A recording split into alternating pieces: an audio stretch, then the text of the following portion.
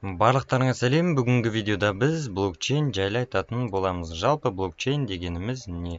Блокчейн әртүрлі транзакциялардың жазбаларын қамтитын блоктар тізбегінен тұратын орталықтандырылмаған деректер базасы. Блокчейн қазіргі замандағы ең озық технологиялардың бірі. Блокчейн ол деректер қоры болып табылады. Жалпы оны бұзу, взламать ету, өшіру, өңдеу деген нәрселер мүлдем жоқ, мүмкін емес. Қауіпсіздік жағынан өте мықты технология болып табылады. Сондықтан да блокчейн технологиясы қазір қаржы саласында кеңінен қолданылады.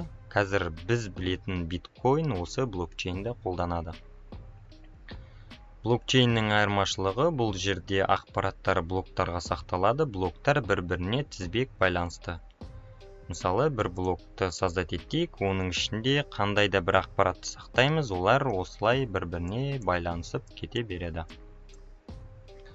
Блокчейнда хеш функциясы қолданылады. Блок сақталғаннан кейін әр блокты хештеп тастаймыз. Ақпарат басқа адамдарға көрінбеу үшін. Олар символ болып көрінеді. Мысалы, қысқаша көрсетейін.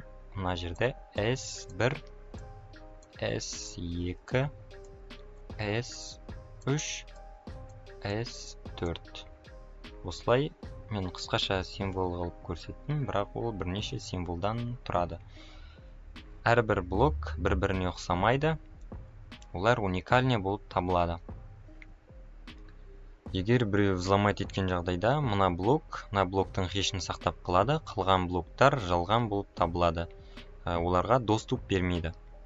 Мысалы, өзіңіз қолданып жүрген сайттарда сіз регистрация жасайсыз, пароль енгізесіз. Ол пароль сол сайттың егесіне де көрінбейді. Олар осылай символ болып көрінеді.